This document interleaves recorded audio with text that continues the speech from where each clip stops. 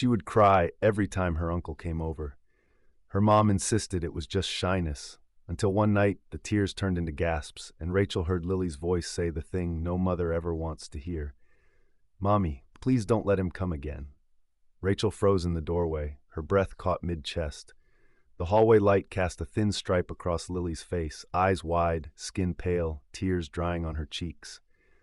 Then the little girl turned her face to the wall, curling up small, as if trying to disappear. Rachel wanted to believe she'd misheard. Maybe a dream, maybe nonsense murmured in sleep. But that voice, the pleading, it was too awake, too real. She sat beside the bed, whispering her name, waiting for an answer that never came.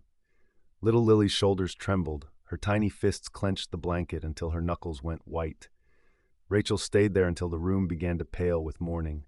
And though neither of them spoke again, the words kept echoing in her head. Please don't let him come again. The day after passed in a fog. The smell of toast, the hum of the kettle, the sound of the neighborhood waking, everything felt distant, wrong. Lily sat at the table, picking at her cereal, eyes dull. Rachel tried to smile, said something about school and friends, but the child just nodded. The silence felt heavier than words. At work, Rachel typed emails she didn't read. Her phone vibrated with a text from her sister. "Dinner Friday? Uncle Eric's craving your pasta again." She stared at the screen so long the letters blurred. When she finally replied, "Sure," she hated herself for typing it. That evening, while folding laundry, Rachel caught herself glancing at the clock. Every tick sounded like a countdown to something she didn't want to face. She stopped by Lily's room. The girl was sitting cross-legged on the carpet, lining up her dolls in perfect rows.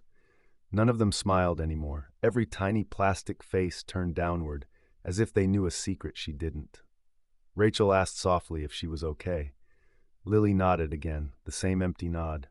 Rachel wanted to press, to pry the truth loose, but fear pinned her tongue. What if it really was nothing? What if she said something and broke the family apart for no reason? The thought alone felt like betrayal. Friday came too fast. The doorbell rang, cheerful, harmless. Rachel wiped her hands on a towel and forced a smile. Uncle Eric's laugh filled the house before he even crossed the threshold. Claire, his wife, followed behind him with a tray of dessert, chattering about traffic and weather, her perfume flooding the air. Lily was on the couch, clutching her stuffed bunny. The moment Uncle Eric stepped inside, she went rigid.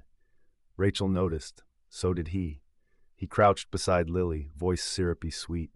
"There's my favorite girl." Lily flinched back. He chuckled, standing tall, pretending not to notice. "Still shy, huh?" Rachel's stomach twisted. Claire laughed lightly, brushing it off. "She's always been sensitive. You spoil her too much, Rach." Dinner tasted of cardboard and pretense. Every time Uncle Eric reached across the table, Rachel's eyes followed his hands. Every time Lily spoke, barely above a whisper, Rachel's ears strained for the quiver in her voice. When he joked, Lily didn't smile. When he looked her way, she shrank a little smaller in her chair. After dessert, Claire suggested coffee.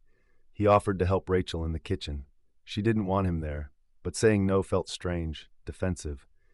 He leaned against the counter, close enough for her to smell the cologne that used to seem expensive, but now stung her throat. "You're quiet tonight," he said.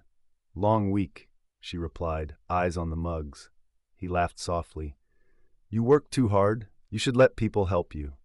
The word help hung in the air like smoke. Rachel nodded without looking up. When she finally turned, he was smiling, polite, familiar. But something behind that smile felt wrong, something she hadn't wanted to see before. When they left, she locked the door twice. Lily stood at the window until their car disappeared. Rachel knelt beside her. "You can tell me anything, okay?" she whispered. Lily stared at her for a long time, then looked down and said quietly, "Can we move?" Rachel's throat burned. "Why would we move?" "Because I don't like it when he's here." Rachel didn't answer. She just hugged her daughter, the way a person clings to something already half lost. The next week, Lily's teacher called. She'd had a panic episode during art class, crying uncontrollably when another student touched her shoulder. Rachel promised to check in, hung up, and cried in the car before going inside. That night, she called her best friend Maya.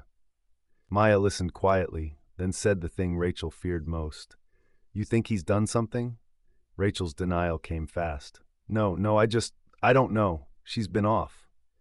Kids don't flinch for no reason, Maya said gently. You should trust your gut. Rachel said she would, but didn't. She couldn't. Admitting it out loud would make it real. Days turned to weeks. Lily's laughter vanished completely. She woke up with nightmares, refused to go to sleep without the hallway light on, and started checking that her door was locked every night. Rachel noticed everything and said nothing. She baked cookies, played music, filled the house with noise to drown the silence. Then one afternoon, while cleaning Lily's room, Rachel found a crumpled sheet of paper under the bed. A drawing, crude, frantic lines of red crayon. A tall figure with sharp teeth and a smaller one crying in the corner. Above it, shaky letters spelled, "Don't tell." Her hands shook. She folded the paper, tucked it into her pocket, and pretended she hadn't seen it. But that night, as she lay awake beside the sound of Lily's restless breathing, she realized pretending had a cost. When the next Friday came, Rachel lied. She said Lily had a fever, that they couldn't make dinner. Claire sounded disappointed. Uncle Eric just said, "Tell her I'll bring her something nice next time." Rachel hung up and stared at the phone like it might bite her. Something in his tone, that casual promise, made her skin crawl. That weekend, she watched Lily more closely. The girl jumped at footsteps, froze when the doorbell rang, smiled only when no one was watching. Rachel tried to imagine the world through her eyes, small, fragile, and full of shadows wearing familiar faces. On Sunday morning, Rachel told herself she was overreacting. Maybe it was just anxiety. Kids pick up energy, right? She decided to talk to Claire privately, ease into it gently. Family first, no accusations, but when she called, Claire laughed it off. He loves that child. You should be grateful he spends time with her. Rachel's chest tightened. I think Lily's uncomfortable. Then teach her to respect adults, Claire snapped. Don't make it weird, Rach. After they hung up, Rachel sat in silence. The room seemed smaller, the air heavier. She realized she couldn't trust anyone to see what she saw. Monday night, Lily left her backpack on the couch. When Rachel opened it to check homework, a small pink toy recorder tumbled out. She clicked play absent-mindedly, then froze. Static hissed, then a small voice, trembling. "Please don't, Uncle Eric. I'll be good." Rachel's heart stopped. She pressed stop, then play again. The same broken plea, the same tiny sobs. She couldn't breathe. The walls felt closer, her pulse deafening. She pressed stop again and sat there in the dark, shaking so hard she nearly dropped it. The truth stood in front of her now, ugly and undeniable. Upstairs, Lily slept, her face soft and innocent. Rachel wanted to wake her, to promise everything was over, but fear chained her still. She had to be sure, she told herself. She had to think. But deep down, she knew there was nothing left to think about. The next morning, she called Maya again. When she spoke, her voice was barely there. I heard her, on a recording. Maya's breath caught. "Call the police, Rach, now." Rachel looked at Lily eating breakfast, swinging her feet under the chair like nothing had changed. The sight broke her. She couldn't let her finish that meal in a house that still felt tainted. Her fingers dialed 911 before she even realized she'd moved.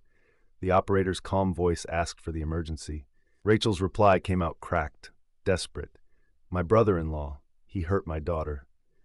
Everything that followed blurred. The sirens, the questions, the looks from neighbors as patrol cars lined the street. Claire's screams when the truth hit. Lily clinging to Rachel's side, shaking but silent. Through it all, Rachel kept whispering the same thing into her daughter's hair. "You're safe now. I believe you. You're safe." That night, long after the police left and the rain began again, Rachel sat on the porch with Lily asleep in her arms. The storm washed the air clean, but the ache in her chest stayed. She thought of all the times she'd said she's just shy, all the moments she'd ignored the signs. She swore she would never do it again. For the first time in months, she didn't care if tomorrow came. Tonight, her daughter slept without fear. The morning after the call to 911, the house was cold. Rachel sat by the window holding a mug she didn't drink from. Outside, police tape fluttered like a weak heartbeat.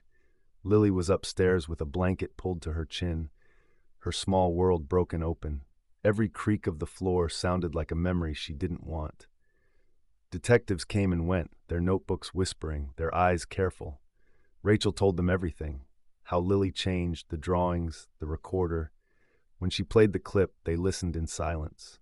One of them pressed his lips together, The other wrote something down, but when the sound faded, their eyes didn't promise much. "It's a start," one said quietly, "but it's not enough. The audio alone, it's weak evidence. We need something more concrete." The words hit harder than any slap. Not enough. She wanted to scream that her daughter's voice should have been enough for the whole world. That night, Claire called. "What have you done?" she demanded. "They came to our house. They questioned him like some criminal. How dare you?" Rachel tried to steady her voice. "Claire, there's proof. The police heard." "Proof?" Claire cut her off. "A child's game? A toy recorder? No one's gonna believe you. Eric's not that kind of man." Rachel's throat burned. "Then why is Lily terrified of him?" Claire's voice went cold. "Because you've filled her head with fear. You've always been dramatic. He said you'd twist this." Rachel hung up before the tears came. She didn't want Claire to hear her break. That night, she locked every door, checked every window twice. Lily slept in her room now, clutching her stuffed bunny like armor. At 3 in the morning, Rachel woke to headlights washing over the wall. A car paused outside, engine humming, then rolled away. She didn't sleep again. The next few days blurred into interviews and paperwork.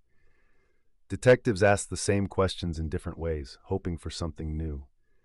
Lily was taken to a child advocacy center where a gentle woman asked her about safe people. When she said Mommy was safe, Rachel cried quietly in the hallway.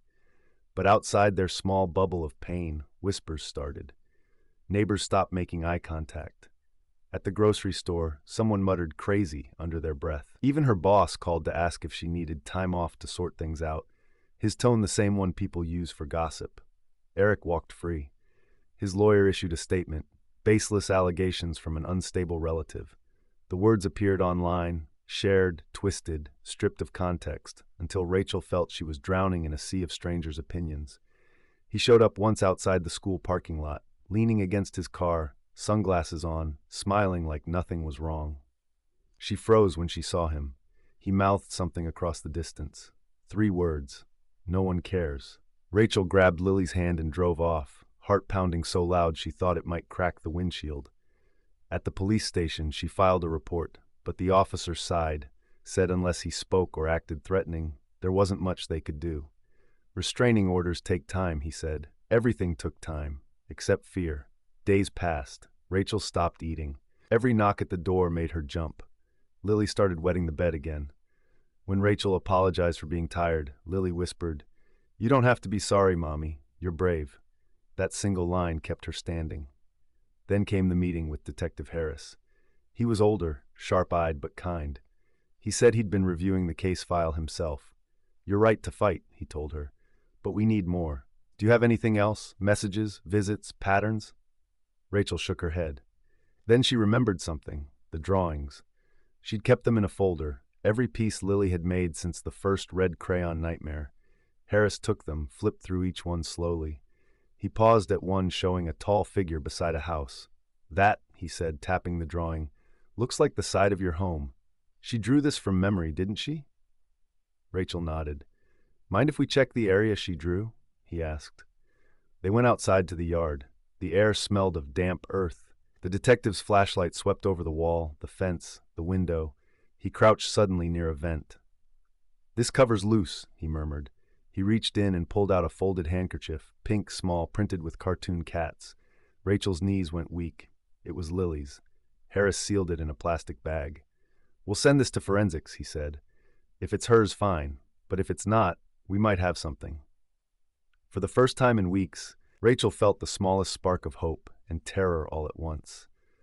The next day, she met Claire at a cafe, hoping to bridge something. Claire looked worn, defensive, her makeup cracking under the fluorescent lights. "He told me you planted that recorder," she said quietly. "He says you're sick." Rachel met her eyes. "He's lying." Claire stirred her coffee, her hands trembling. "He says no one will believe you, that you'll ruin Lily's life chasing a fantasy." Rachel leaned in. "Claire, look at me. Do you believe him?" Silence. Then Claire whispered, "I don't know what to believe anymore." Rachel's voice softened. "Then believe her. She's 8, Claire, 8. Claire looked away, tears spilling, but wiped them before they could fall properly. "If you're wrong," she said, "you'll destroy everything." Rachel's heart cracked quietly. "If I'm right, everything's already destroyed." They left without hugging. 2 weeks later, Harris called. "We got something," he said. "I need you to come in."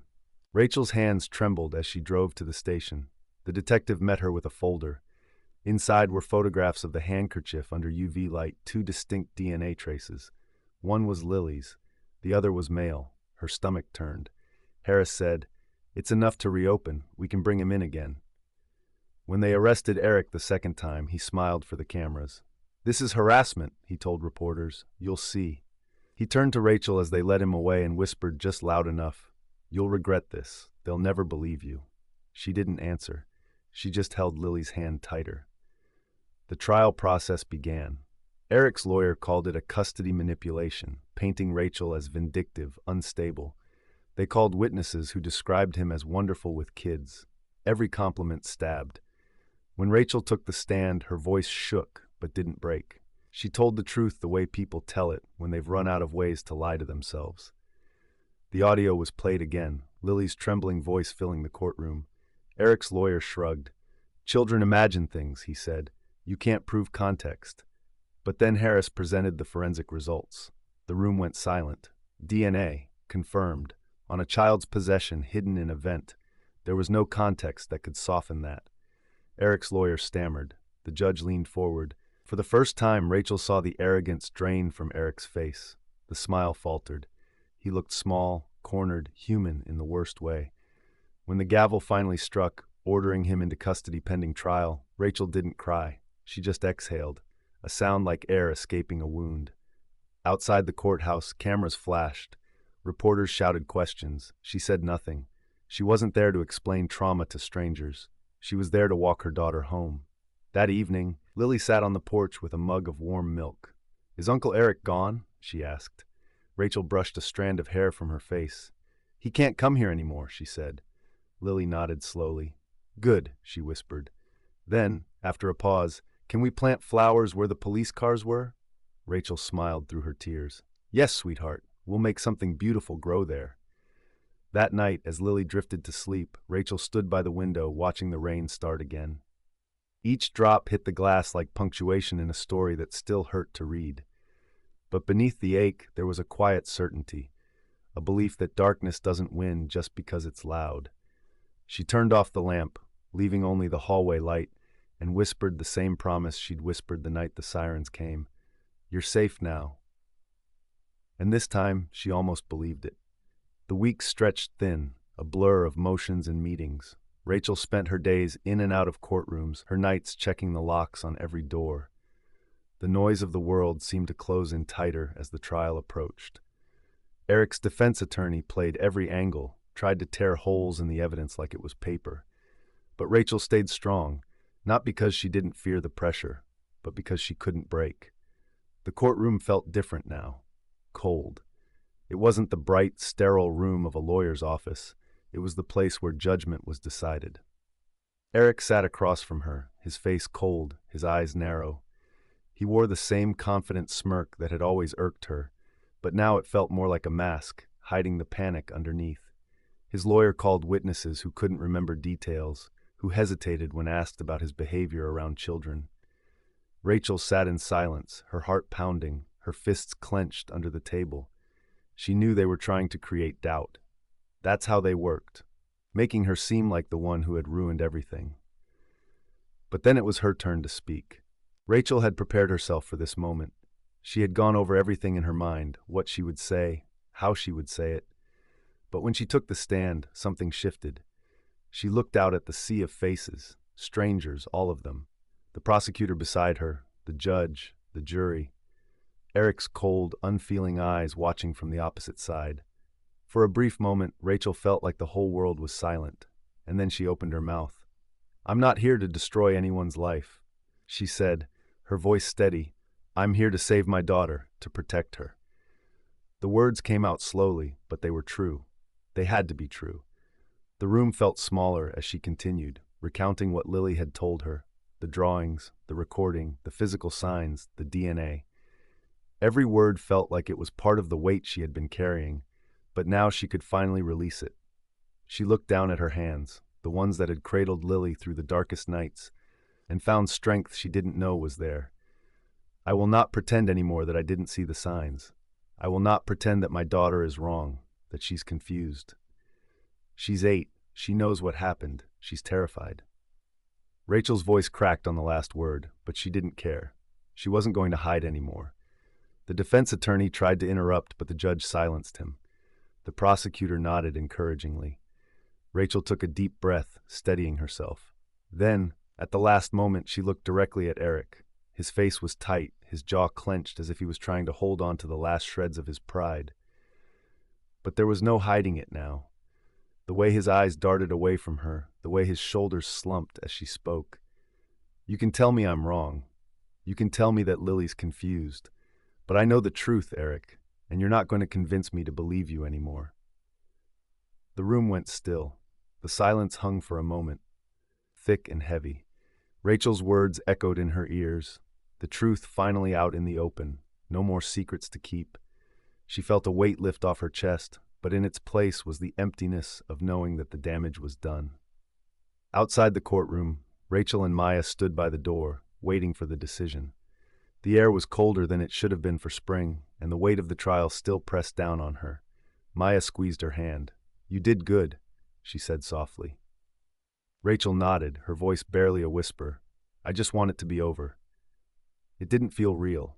Not yet. The idea that Eric would pay for what he had done still seemed like a distant dream. The courtroom had been a stage, and now they were waiting for the final act. The jury had deliberated, and now they just needed to decide whether the evidence was enough to convict him. In that moment, Rachel realized she had to hold on. Hold on to the truth. Hold on to the small victories, even if they didn't feel like much. And most of all, hold on to Lily. Her daughter had carried more weight than any child should, but she was still here. She was still alive, still fighting. And that meant everything. 2 days later, they were called back to court for the verdict. When the judge entered, there was a heavy silence in the room, and Rachel's heart raced. She looked at Maya, who squeezed her hand again, and then turned her attention back to the judge, who cleared his throat. "We have reached a verdict," he said. "In the case of the state versus Eric Lawson, we find the defendant guilty of child sexual abuse and unlawful confinement." Rachel felt the breath leave her body in one sharp rush. For a moment she couldn't breathe, couldn't process the words. But then she saw Lily's face in her mind, small, brave, strong, and everything started to make sense again. They had won. Eric's face twisted in anger as the verdict was read. His lawyer stood up quickly, muttering something about an appeal. But Rachel didn't care about what he had to say anymore. She cared about Lily. She cared about making sure this was the last time they'd ever see him again. The next few weeks were a blur of paperwork, court dates, and the slow process of moving on. Eric's sentencing was set, but the damage had already been done. It didn't matter how many years he would serve. It didn't change what had been taken from them. But life, in its quiet way, began to return. Lily went back to school, though it took time for her to trust her classmates again. Rachel made sure she saw a therapist regularly, someone who could help her piece together what had been broken inside. Rachel and Maya worked together to make the house feel like a home again, to rebuild it from the inside out. They painted the walls, planted flowers in the backyard, and made sure that every corner of the house was filled with light. Lily began to smile again, small at first, then bigger, until one day Rachel saw her daughter standing at the window, looking out at the garden with a soft, peaceful expression. The fear was gone from her eyes, replaced by something new, something that resembled hope. One evening, when Rachel tucked Lily into bed, her daughter turned to her, her eyes wide and trusting. "Mommy?" she asked softly. "Can we leave the light on forever?" Rachel kissed her forehead, smiling through the tears that threatened to spill over. "As long as you need, sweetheart. As long as you need." That night, Rachel sat in the kitchen, her hands wrapped around a warm mug, looking out the window at the sky. The storm had passed, the sky was clear, and the stars shone brighter than they had in months. There would be difficult days ahead, but Rachel had learned something. That even in the darkest moments, there was always a way to fight for the light. And she would fight for Lily, for as long as it took. Summer came back in small ways. A breeze through the kitchen curtains, The sound of Lily humming again, softly at first, then louder when she thought no one was listening. The sentencing hearing arrived like a date circled in red that no one wanted to reach. Rachel marked it anyway, not to celebrate, but to close a door that had stood half open too long. In court, the judge spoke with the steady gravity of someone who has seen too much. Years were named, restrictions listed, registries mandated. Eric stared at the table as if it could bargain for him. When the gavel fell, the room didn't cheer, it exhaled. Rachel walked out without looking back. Outside under the courthouse awning, she stood still and let the rain dot her face like proof she was here, that the world had not ended, that it had only changed. Claire waited by the curb, hands folded tight, eyes swollen with the kind of swelling that doesn't vanish with sleep. She didn't move closer. Rachel didn't either. Words were dangerous tools. After a long pause, Claire whispered that she had moved out weeks ago. The house was quiet. She couldn't stand his shoes by the door. She said she was sorry, and the sorry sounded like it had learned how to walk. Rachel nodded once. There would be no big scene, no embrace for the cameras. Some bridges rebuild in silence, if they rebuild at all. At home, Lily planted marigolds along the path where patrol cars had once idled. She pressed each root ball into the soil the way kids press stickers onto glass, with focus and a tiny frown and the certainty that placement matters. She asked if flowers knew what they were for.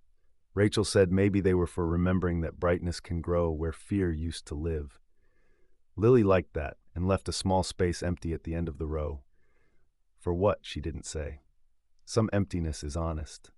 Therapy continued, now less about survival and more about permission. Permission to laugh, to sleep, to choose. Lily drew the castle again, this time with windows open and a dog in the yard. When asked about the wolf, she shrugged.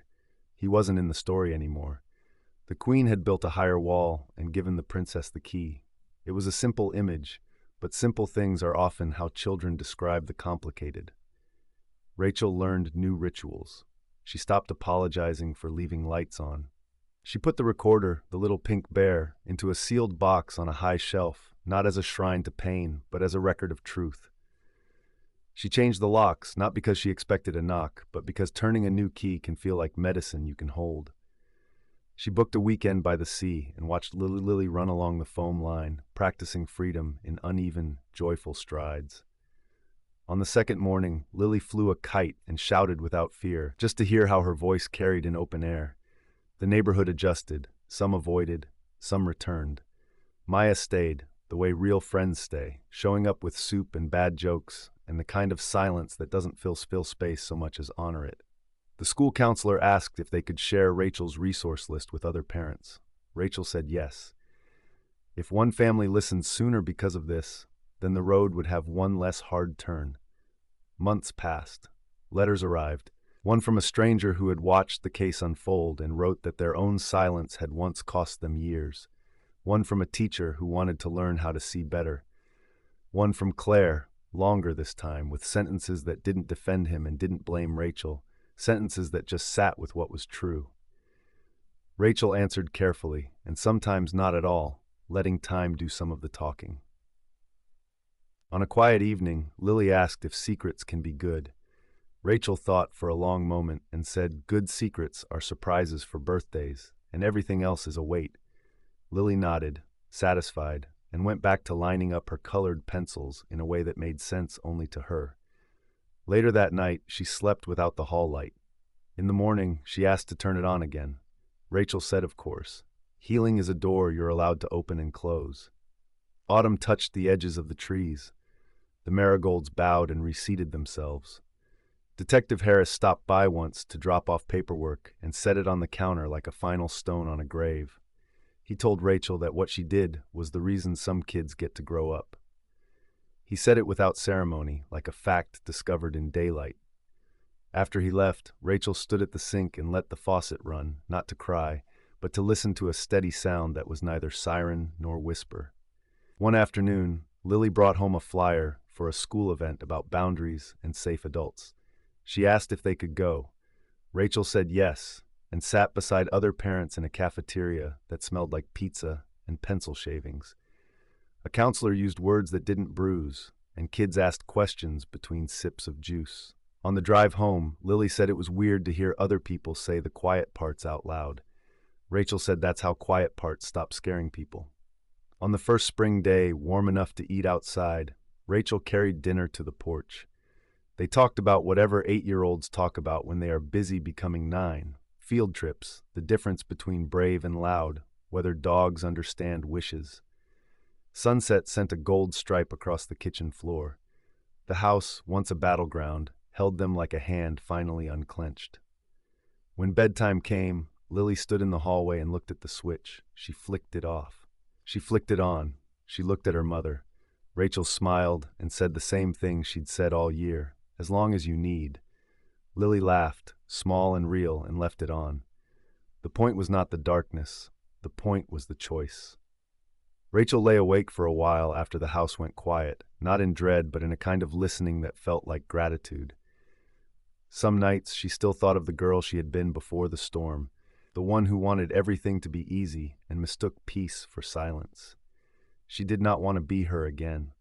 She wanted to be the woman who believed her child the first time and every time after, who chose the truth even when it ruined the map, who learned that love is a door you hold open when someone small needs to run through. If this story reached you, let it do more than sit on a screen. If you've ever seen a child pull away, go quiet, change in ways you can't explain, don't file it under just shy. Ask. Listen. Write down what you see. Keep what they say. Get help. And if this gave you courage, share it. Someone you'll never meet might need that courage tonight. Subscribe to hear more stories that turn the quiet into light. Leave a comment if this opened your eyes, and tap like if you believe every child deserves to feel safe in their own home.